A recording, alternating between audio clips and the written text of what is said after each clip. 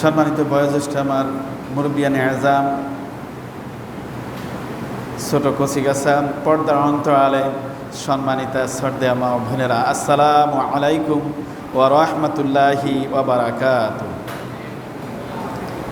আমরা মহান মনিবের আলিশান দরবারে শুকরিয়া আদায় করছি যে মনিব আমাদেরকে এ অধ্যকার 11ই রবিউল আউয়াল 1447 হিজরি এবং অধ্যকার 5ই সেপ্টেম্বর 2025 সালের এই শুক্রবার আল্লাহর পবিত্রতম দিনে আল্লাহর ঘরে এসে যে আমরা বসতে পেরেছি, এই জন্য আমরা মনিবের দরবারে আবারও শুকরিয়া আদায় করি। আলহামদুলিল্লাহ।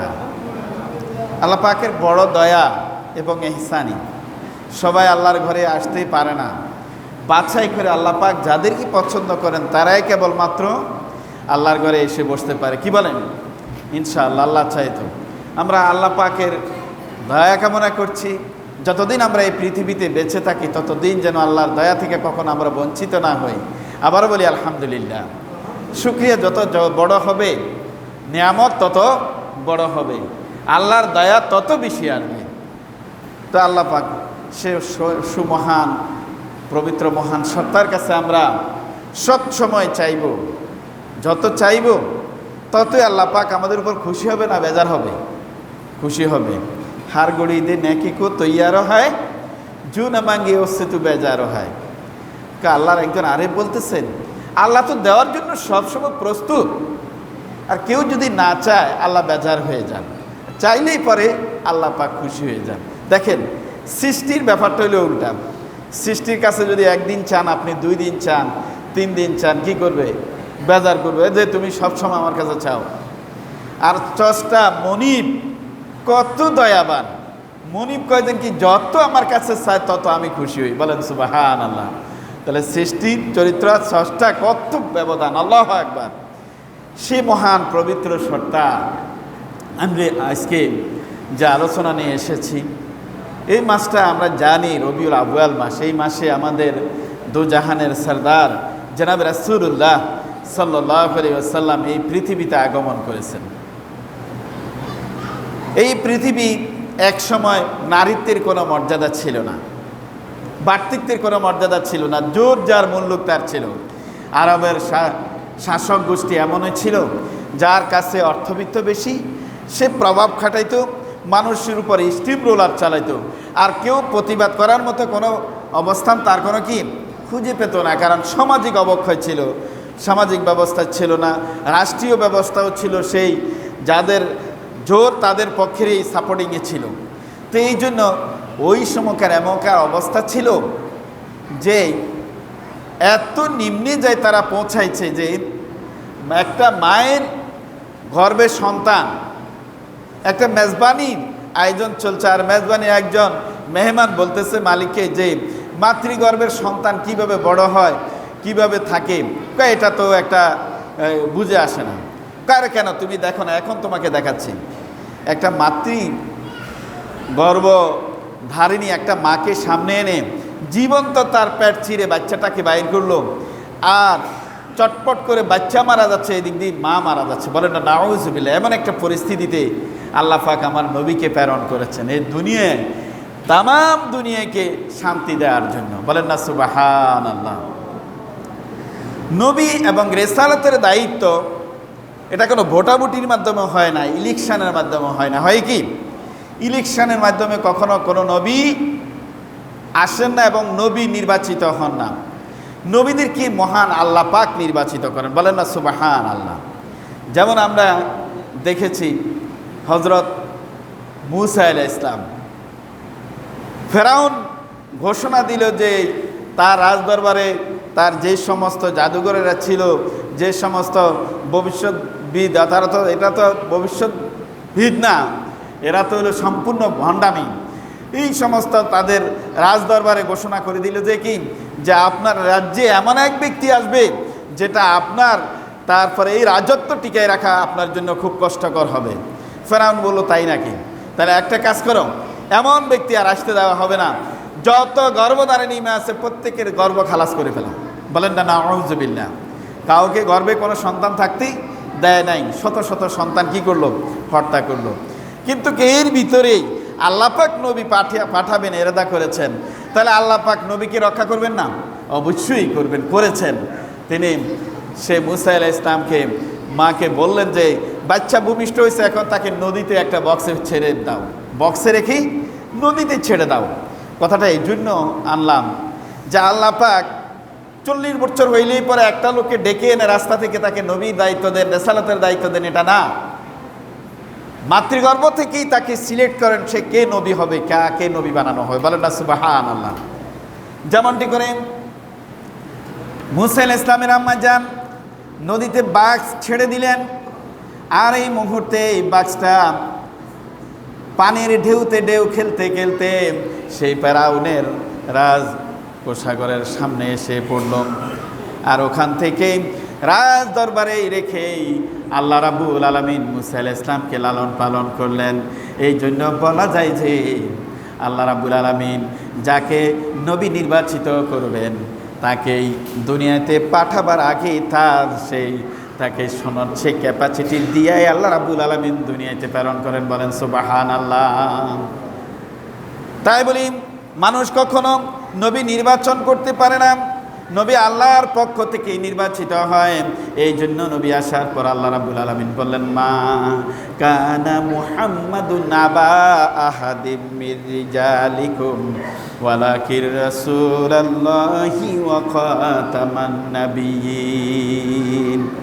আল্লাহ রাব্বুল আলামিন বলেন তোমাদের মধ্য থেকে যুবকদের পিতা নয়, নবী মুহাম্মদুর রাসূলুল্লাহ সাল্লাল্লাহু আলাইহি ওয়াসাল্লাম আল্লাহর পক্ষ থেকে প্রেরিত রাসূল। আর তিনি হচ্ছেন নবুয়তের দরওয়াজা, তার মাধ্যমে খতম করা হয়েছে। পৃথিবীর বুকে আর কোনো নবী এই পৃথিবীতে আসবে না। বলেন সুবহানাল্লাহ। আর কোনো নবী এই পৃথিবীতে আগমন করবেন না। আখিরি নবী জনাবে মুহাম্মদুর রাসূলুল্লাহ সাল্লাল্লাহু আলাইহি ওয়াসাল্লাম এই পৃথিবীতে এসেছেন। তাহলে যেই নবী আসার পর আল্লাহ রাব্বুল আলামিন নবুয়তের দরওয়াজা ক্লোজ করে দিলেন। হাদিস শরীফের ভিতরে এসেছে যে একটা চাকচক্যময় বিল্ডিং, আর এই বিল্ডিংয়ের ভিতরে দরওয়াজা জানালা সব কারুকার্য কমপ্লিট করা হয়েছে, শুধুমাত্র একটা ইট বাকি ছিল। আর আমি হলাম নবুয়তের সেই ইটটাই হলাম আমি, নবী মুহাম্মদুর রাসূলুল্লাহ সাল্লাল্লাহু আলাইহি ওয়াসাল্লাম। তাহলে দেখুন সব কারুকার্য কমপ্লিট করার পর যে ইট অবশিষ্ট, অর্থাৎ পৃথিবীর বুকে যেই ধরাধামে দিনকে প্রতিষ্ঠিত করার জন্য, কোরআনের মাজমাকে কায়েম করার জন্য যে নবী পাঠালেন, এই নবী আখেরি নবী মুহাম্মদুর রাসূলুল্লাহ সাল্লাল্লাহু আলাইহি ওয়াসাল্লামকে পাঠালেন। আল্লাহ রাব্বুল আলামিন পৃথিবীর উপরে যত নবী এসেছেন প্রত্যেকটা নবীকে নাম ধরে সম্বোধন করলেন। যেমনটি করে আমাদের নবী আদম আলাইহিস সালাম যখন আসলেন, আল্লাহ রাব্বুল আলামিন কোরআনুল কারীমের বলছেন ইয়া আদম উসকুন আনতা ওয়া জাওজুকাল জান্নাতা ওয়া কুলা মিনহা ওয়া গাদান হাইসু শি'তুমা ওয়া লা তাকরাবা হাযিহিশ শাজারাতা ফাতাকুনা মিনাজ জালিমিন। আল্লাহ রাব্বুল আলামিন আদম আলাইহিস সালামকে তৈরি করে বললেন হে আদম, তোমাকে এই জান্নাতের ভিতরে অবস্থান করতে হবে, এই জান্নাতটাই তোমার জন্য। আর এই জান্নাতের ভিতরে জেনে রাখো এই যেই গাছটা দেখা যাচ্ছে ওই গাছটা তুমি স্পর্শ করতে পারবা না, গাছের পলা সাধন করতে পারবা না, ধরতে পারবা না। আর এইটা ধরলেই পরে তুমি জালেমদের অন্তর্ভুক্ত হয়ে যাবে। এটা মানে হচ্ছে আমি কথাটা বললাম, আল্লাহ রাব্বুল আলামিন আদম আলাইহিস সালামকে বললেন হে আদম। আবার অন্য জায়গায় বললেন ইয়া ইয়াহইয়া খুযিল কিতাবা বিকুওয়া ওয়া কাল্লামাল্লাহু মূসা তাকলিমা। আল্লাহ রাব্বুল আলামিন অন্য জায়গায় ইয়া ইয়াহইয়া বলে সম্বোধন করলেন, আর এক জায়গায় ইয়া ইব্রাহিম বলে সম্বোধন করলেন। কিন্তু আমার নবী মুহাম্মদুর রাসূলুল্লাহ সাল্লাল্লাহু আলাইহি ওয়াসাল্লামকে প্রেরণ করার পর বললেন ইয়া আইয়ুহান নাবিয়্যু ইন্না আরসালনাকা শাহিদাও ওয়া মুবাশশিরাও ওয়া নাযীরা। নবী, আমি আপনাকে এই পৃথিবীতে প্রেরণ করলাম, আর প্রেরণ করেছি এই জন্যই যে আপনি নবী হিসেবে আসার পর আপনি হলেন সাক্ষ্যদাতা, সুসংবাদদাতা, এবং আপনি মানুষদেরকে সতর্ককারী হিসেবে প্রেরণ করলাম। ওয়াদাইয়ান ইলাল্লাহি বিইজনিহি ওয়া সিরাজাম মুনীরা। সূরা আহজাবের ভিতরে 40 এবং 45 নম্বর আয়াতের ভিতরে আল্লাহ রাব্বুল আলামিন বলছেন, আমি আপনাকে সতর্ককারী হিসেবে প্রেরণ করলাম। দেখুন না, আমরা তো এখানে যারা একত্রিত হয়েছি কেউ জান্নাত দেখি নাই। দেখেছি কি? দেখি নাই। নবীজি বলছেন আর শুনলাম আর বিশ্বাস করে আমরা জাহান্নামকে ভয় করি। জান্নাত তো কেউ দেখি নাই। আমার নবীজি মেরাজে গমন করার পর জান্নাতের অবয়ব দেখে আসলেন, জান্নাত সম্পর্কে আমাদেরকে ব্যাখ্যা দিলেন। আমরা জান্নাত সম্পর্কে জানতে পারি, হাউজে কাউসার সম্পর্কে জানতে পারি। আল্লাহ রাব্বুল আলামিন বলেন, আমি তো আপনাকে প্রেরণ করেছি এই জন্যই যে আপনি হলেন সাক্ষ্যদাতা। জাহান্নাম জান্নাত সব কিছুই নিয়ে আপনি বিবৃতি দেবেন, মানুষদেরকে কল্যাণের পথটাকে আপনি উন্মোচন করবেন। আমি তো আপনাকে এই জন্যই প্রেরণ করলাম। প্রিয় ভাইয়েরা আমার, এরপরে বললেন, আপনি সতর্ককারী, আপনি সাক্ষ্যদাতা, আপনি সুসংবাদদাতা, জান্নাতের সুসংবাদ দেন। নবী মুহাম্মদুর রাসূলুল্লাহ সাল্লাল্লাহু আলাইহি ওয়াসাল্লাম এই জন্যই দিলেন যে, কারণ আমরা ভুলে ভরা জিন্দেগি, অনেকে আমরা অনেক ভুলগুলা করি, কিন্তু সবচেয়ে পরিতাপের বিষয়, দুঃখের বিষয় যে আমার জীবনে কোনো ভাই কোনো বোন যদি আমার এই ভুলগুলোকে তুলে ধরে, তখন আমরা ওই ভাইকে ভুল বুঝি, ওই বোনকে ভুল বুঝি। আমি ভুলের ভিতরে আছি, আমি পাপাচারের ভিতরে আছি, আমি অন্যায়ের ভিতরে আছি, আমি গুনাহের কাজ করতেছি। আমি তো তাকে ধন্য দেওয়ার কথা, তাকে ধন্যবাদ জানানোর কথা, তাকে অন্তর থেকে বেশি ভালোবাসার কথা। যে ব্যক্তি না আমার ভুলটাকে সে ধরে দিয়েছে, এই ভুল ভাঙ্গার কারণেই তো আমি নৈকট্য অর্জন করতে পারবো, জান্নাতে যেতে পারবো। আমার ভুলটা যে ভাই সংশোধন করালো, যে ধরে দিল, তাকে ধন্যবাদ দেওয়া এবং তার জন্য দোয়া করা আমার জন্য নৈতিক কর্তব্য নয় কি? কর্তব্য নয়? যে একটা লোক আমি ভুলের ভিতরে আছি, বুঝি নাই, আমি যে সংগঠনে আছি আমি ভুলে আছি, আমি বুঝি নাই, কেউ যদি ভুল দাঁড়ায় দেয়, তাকে কি আমরা ভুল বুঝবো, নাকি তাকে সাদরে গ্রহণ করে যে আমার জীবনের চরিত্র সংশোধন করার জন্য এই ব্যক্তি সহায়তা করেছে, এই ভাই আমার জন্য কল্যাণ নিয়ে এসেছে, এই ভাই আমাকে ভুল থেকে উতরে আসার জন্য আমাকে সহযোগিতা করেছেন, সুতরাং আমি এই ভাইয়ের জন্য দোয়া করা উচিত। কিন্তু না, সমাজ বর্তমান উল্টো, যে অন্যায় করে অন্যায়ের ভিতরে থাকলেই পরে, অন্যায়ের কথা না বললেই পরে মনে করে যেন ভালো। আর না, আমার ভুল সংশোধন করে দিতে পারলে তাকে আমি ধন্যবাদ জানাবো, তাকে আমি অন্তঃস্থল থেকে সাধুবাদ জানাবো যে আমার ভাই ভালো, আমাকে শুধরানোর জন্য সুযোগ করে দিলেন। না করুক, আল্লাহ না করুক, এই শুধরানো না অবস্থায় যদি আমি মারা যেতাম, তাহলে আমার অবস্থা কি হতো? তাহলে এর জন্য কি করা? সবচেয়ে নতজানু হয়ে নিজেকে নিজে চিন্তা করা, ফিকির করা, ভাবা, এটাই তো মানুষের চরিত্র হওয়া উচিত। কিন্তু না, আজকাল আমাদের চরিত্র ভিন্ন রূপ, যার প্রেক্ষিতে আমাদের উপর আযাব এবং গজব দিয়ে আসছে। বলেন না নাউযুবিল্লাহ, আল্লাহ পাক ক্ষমা করুন। এরপরে পরবর্তী আয়াতে আল্লাহ রাব্বুল আলামিন বলেন, ওয়াদাইয়ান ইলাল্লাহি বিইজনিহি ওয়া সিরাজাম মুনীরা। আল্লাহ রাব্বুল আলামিন বলেন, আল্লাহ রাব্বুল আলামিন নবীজিকে সিরাজাম মুনীরা বলছেন, একজন উজ্জ্বল প্রদীপের সাথে তুলনা করলেন। এখন বলতে পারেন সূর্যের সাথে তুলনাও তো করতে পারলেন আমার নবীকে, কিন্তু তা তো করলেন না। আবার চন্দ্রের সাথেও তুলনা করলেন না। কেন করলেন না? এই যে সাধারণ একটা প্রদীপের সাথে কেন রাসূলকে তুলনা করলেন? প্রিয় ভাইরা আমার, সূর্য দেখা যায়, আমরা যখন জন্ম থেকে অদ্যাবধি পর্যন্ত আমরা দেখতে পাই পূর্ব দিগন্তে সূর্য উদিত হয় আর পশ্চিম দিগন্তে অস্তমিত যায়। কিন্তু এর ভিতরে আমার জীবনে, আপনার জীবনে কি আমরা দুইটা সূর্য কি কখনো দেখেছি? না। সূর্য একটা থেকে আরেকটা হওয়া অবাস্তব, এটা কখনোই সম্ভব নয়। আল্লাহর দেওয়া একটাই সূর্য, এই সূর্য থেকে আরেকটার সূর্যের কোনো জন্মপাত হবে না, জন্মগ্রহণ করবে না। চন্দ্র একটাই দেখেছি, পশ্চিম দিগন্তে উদিত হয় সন্ধ্যার পরে, আর এটা অস্তমিত হয়। কিন্তু কখনো এক আকাশে দুইটা চন্দ্র দেখা যায় না, কারণ চন্দ্রের থেকে কোনো জন্মগ্রহণ করে না। কিন্তু আমরা জানি একটা বাতি থেকে হাজার কেন লক্ষ কোটি বাতির সমন্বয় হতে পারে। বলেন সুবহানাল্লাহ। পারে না? এখানে একটা ইলেকট্রিসিটি বাল্ব, এই লাইন থেকে যদি 1000 লাইনও যদি নেয়, কখনো কি বাতির কমতি হবে? এই জন্য আল্লাহ রাব্বুল আলামিন নবীজিকে সিরাজাম মুনিরা বলছেন, কারণ নবীজির থেকে এই শান, এই মান, এই কোরআন পাওয়ার পর কিয়ামত পর্যন্ত এই কোরআনের অনুসারে এই যে কচিকাঁচা ছেলেরা দেখতেছেন কোরআন পড়তেছে, এক সময় এরাই কোরআনের হাফিজ হবে, এক সময় এরাই ইমাম হবে, এক সময় এরাই মুফাসসির হবে, এক সময় এরাই তারপরে সমাজকে পরিচালনা করবে, এরাই একটা মাদ্রাসার কর্ণধার হবে, মাদ্রাসা পরিচালনা করবে, এরাই জগতে আলেমদের আল ওয়ালামা ওয়ারাসাতুল আম্বিয়া, আমার রাসূল যে বলেছেন আম্বিয়া আলেমেরাই হলো আমার উত্তরসূরি, এরাই তো সেই নবীজির উত্তরসূরি হিসেবে সে নবী যে সিরাজ, যে আলো জ্বালিয়ে দিয়েছেন, সে আলোর বর্তিকা, আলোর আলো এইভাবে করে কিয়ামত পর্যন্ত ছড়িয়ে যাবে। বলেন না সুবহানাল্লাহ।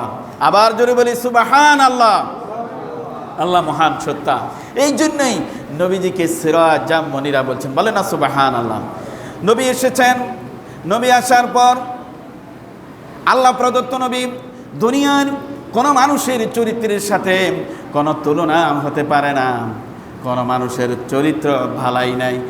একটা ইমাম সাহেব, একটা মুহাদ্দিস সাহেব, তার ভালো দিকও আছে, তার খারাপ দিকও আছে, হতে পারে তার ভালো দিকটা বেশি, খারাপ দিকটা কম, কিন্তু যারা নবী হিসেবে স্বীকৃতি পান, যারা রিসালাতের দায়িত্ব নিয়ে আসেন, 100% তাদের চরিত্রের ভিতরে কোনো রকমের দাগ থাকে না। নিখুঁত অবয়বে তারা তৈরি, নিখুঁত অবয়বে তাদেরকে আল্লাহ রাব্বুল আলামিন এই দুনিয়াতে পাঠান। এই জন্য নবীকে পাঠানোর পর আমরা মানুষের থেকে চারিত্রিক সার্টিফিকেট নেই না? অনেকে চাকরির জন্য একটা ম্যাজিস্ট্রেট থেকে, একটা ফার্স্ট ক্লাস গ্যাজেটেড অফিসার থেকে, একটা ডক্টর থেকে, একটা তারপরে এই প্রফেসর থেকে কি নিই আমরা? সার্টিফিকেট নিই। একটা চেয়ারম্যান থেকে সার্টিফিকেট নেই, নাই না? ইউনিয়ন পরিষদ থেকে, চেয়ারম্যান থেকে জন্ম সনদ নেওয়া হয় আর সার্টিফিকেট দেওয়া হয়। তাহলে এই যে চারিত্রিক সার্টিফিকেটগুলা মানুষকে দেয়, এটা কখনোই পরিপূর্ণ হতেই পারে না। কারণ যিনি চরিত্রের সার্টিফিকেট দিয়েছে উনিই তো ভুলে ভরা, উনি মানুষদেরকে কি করে চরিত্রের সার্টিফিকেট দেবে? একজন ডাক্তার নির্ভেজাল নয়, সে শত ভেজালের ভিতরে ভরা মানুষের তার চরিত্র নিয়ে হামাগুড়ি খাচ্ছে, সে কিন্তু মানুষকে চরিত্রের সার্টিফিকেট দেয়। কিন্তু আমার নবী, বিশ্বজাহানের নবী, সূরা কলমের ভিতরে আল্লাহ রাব্বুল আলামিন বলেন, ওয়া ইন্নাকা লাআলা খুলুকিন আযীম। আল্লাহ রাব্বুল আলামিন বলেন, আমি আমার নবীকে পাঠিয়েছি যিনি উত্তম চরিত্রের উপর প্রতিষ্ঠিত। কোনো মানুষ সার্টিফিকেট দেয় নাই, একমাত্র কেবলমাত্র শুধুমাত্র যে আল্লাহ তৈরি করেছেন, যে আল্লাহ নবীজিকে পাঠিয়েছেন, সে আল্লাহ বলছেন আমি উত্তম চরিত্র দিয়ে পাঠিয়েছি, সুতরাং এই চরিত্রকেই তোমরা অনুসরণ করো। বলেন সুবহানাল্লাহ।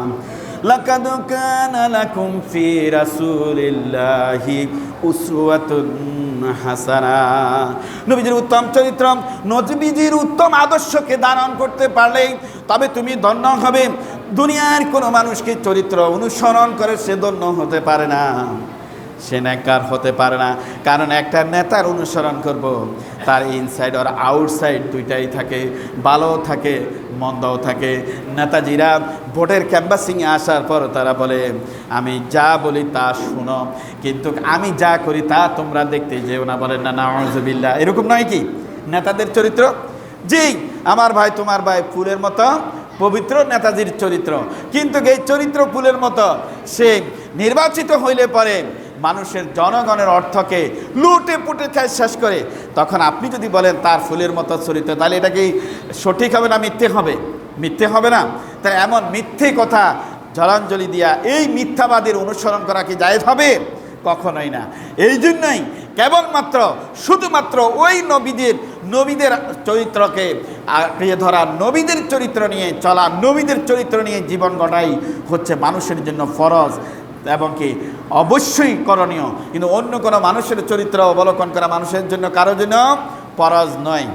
এই জন্য আল্লাহ রাব্বুল আলামিন বলেন, আমার নবী উত্তম চরিত্রের উপর প্রতিষ্ঠিত।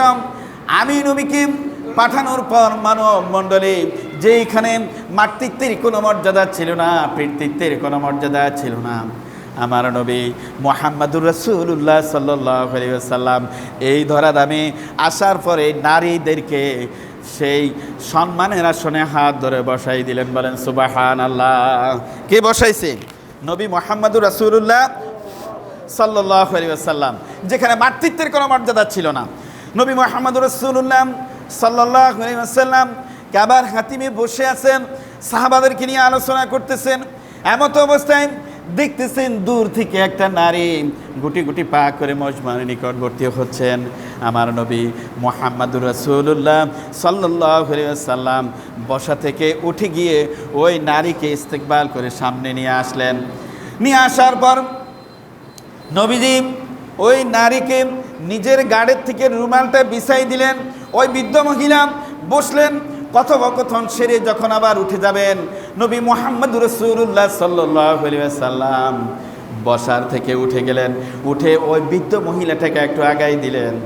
আবার বিদায় দিয়ে যখন মজমার নিকটবর্তী হলেন, সাহাবারা জিজ্ঞেস করলেন, ইয়া রাসূলুল্লাহ সাল্লাল্লাহু আলাইহি ওয়াসাল্লাম, আল্লাহ রাব্বুল আলামিন আপনাকে তামাম জাহানের জন্য রহমত স্বরূপ প্রেরণ করলেন, কিন্তু বুঝে আসলো না একটা সাধারণ বৃদ্ধ মহিলার জন্য আপনি উঠে দাঁড়ালেন, তাকে ইস্তেকবাল করে নিয়ে আসলেন, আবার নিজের গাড়ের রুমালটা বিছিয়ে তাকে বসতে দিলেন, আবার তাকে বিদায়কালীন সমুচিত তাকে সম্মানের সহিত বিদায় দিলেন।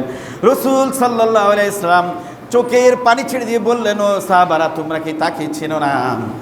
আমার জীবনে আমার মায়ের দুধ তেমন একটা নসিবে ছুটে নাই। আমি যার দুধ খেয়ে লালিত পালিত হয়েছি তিনি হচ্ছেন আমার সেই দুধ মাতা হালিমাতুস সাদিয়া রাদিয়াল্লাহু তাআলা আনহা। আমরা কি মাদেরকে সম্মান আসনে কে বসাইছেন?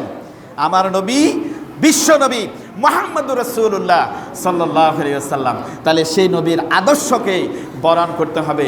সেই নবীর আদর্শের অনুসরণের মাধ্যমে শান্তি আসতে পারে।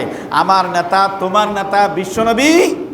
সবাই বললেন না, আমার নেতা, তোমার নেতা বিশ্বনবী মোস্তফা, সবার লিডার এবং নেতাকে। এরপরে যদি বলি নবীজিকে অনুসরণের জন্য কোরআন কি বাণী নিয়ে এসেছে। আল্লাহ রাব্বুল আলামিন নবীজিকে পাঠানোর পর কোরআনুল কারীমের ভিতরে আপনার জন্য বাণী পাঠালেন, ওয়া আমিনু।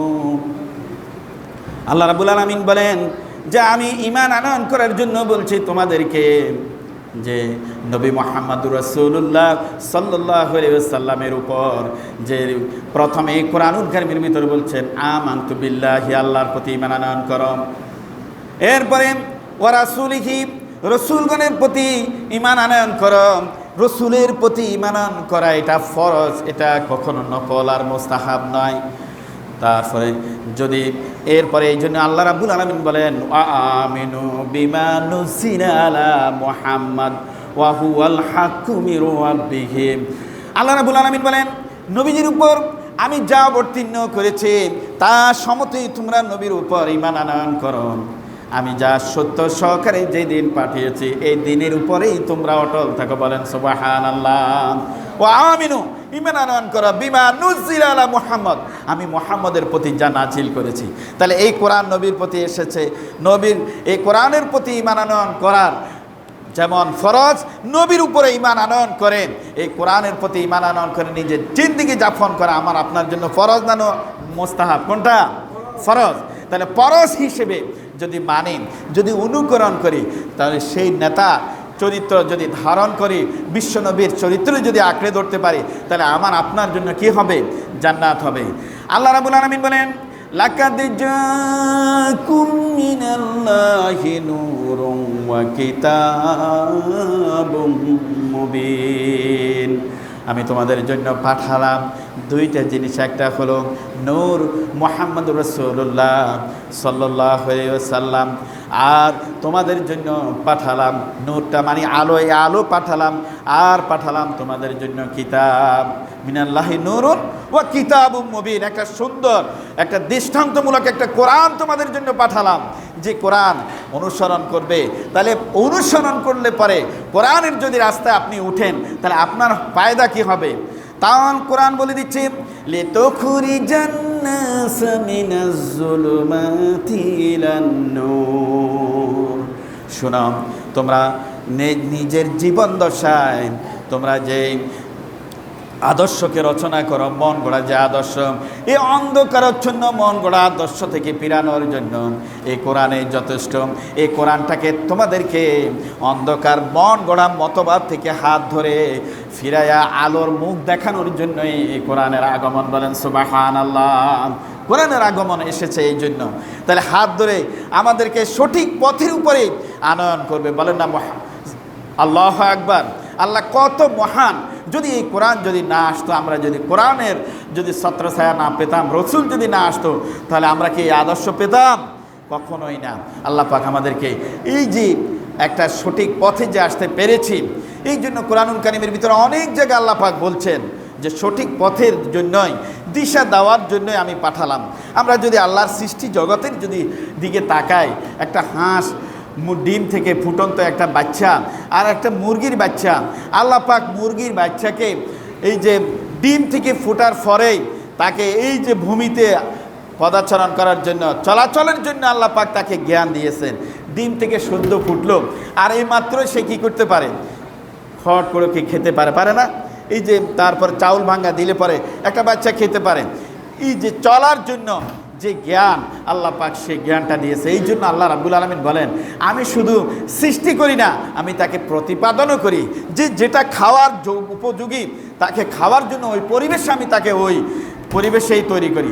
যে যেটার উপর উপযোগী তাকে ওইভাবে চলার জন্য আমি উপযোগী করে দিই। আমরা যদি দৃষ্টান্তস্বরূপ দেখতে পাই, মুরগির থেকে ডিম থেকে সদ্য ফুটানো একটা বাচ্চা, যদি মুরগির বাচ্চা আমরা যদি পানিতে ছেড়ে দেই, সে সেটার জন্য অভ্যস্ত নয়, পানিতে সে সুমনি খেয়ে মারা যাবে।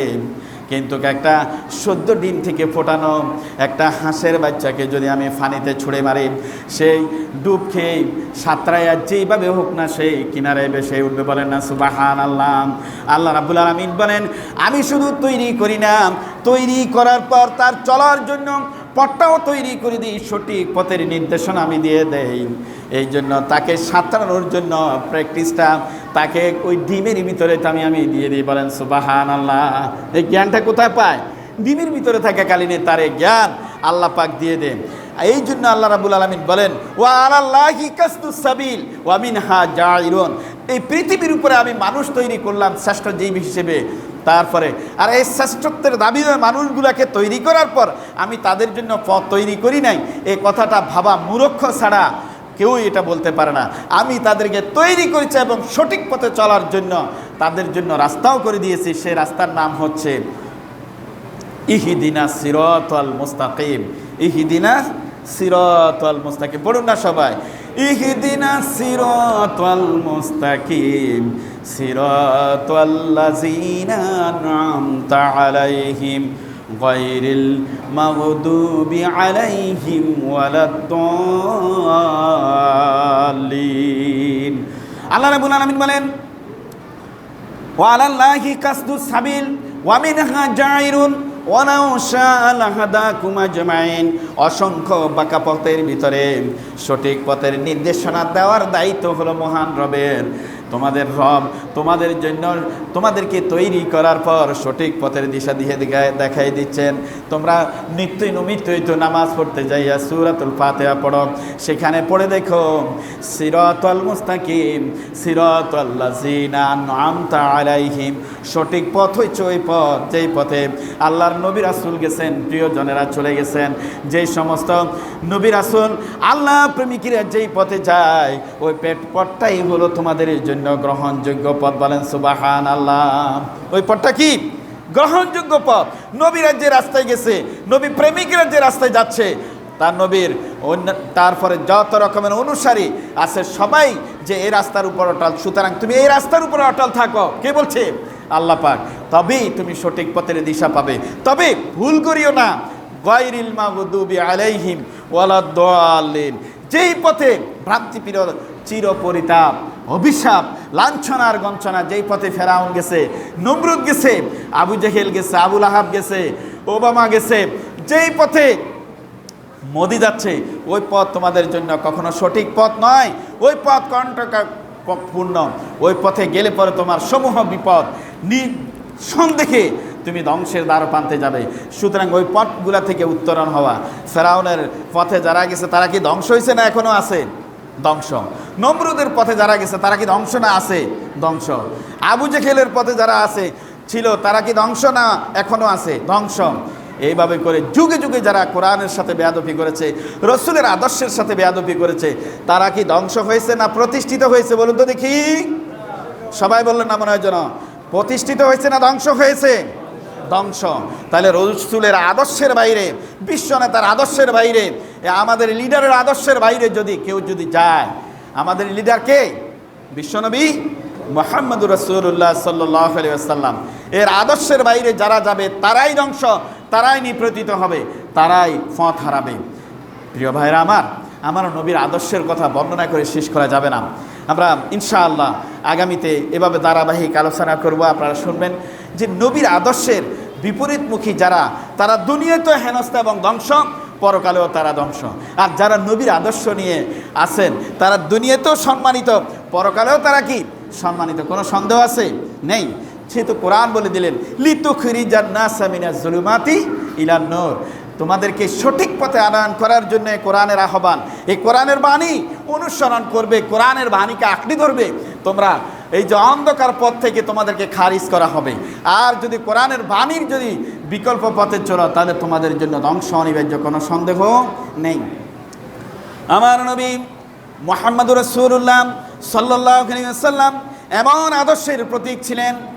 একজন ইহুদি পরীক্ষা করতে আসলেন, নবী মুহাম্মদুর রাসূলুল্লাহ সাল্লাল্লাহু আলাইহি ওয়াসাল্লামকে বলতেছেন, হে নবী, আমি তো আপনার কাছে কিছু টাকা পাই, আপনি টাকাটা দেন নাই কেন? হাদিস শরীফের এসেছে, সহিহ আলোচনা, বুখারীর বর্ণনা এসেছে।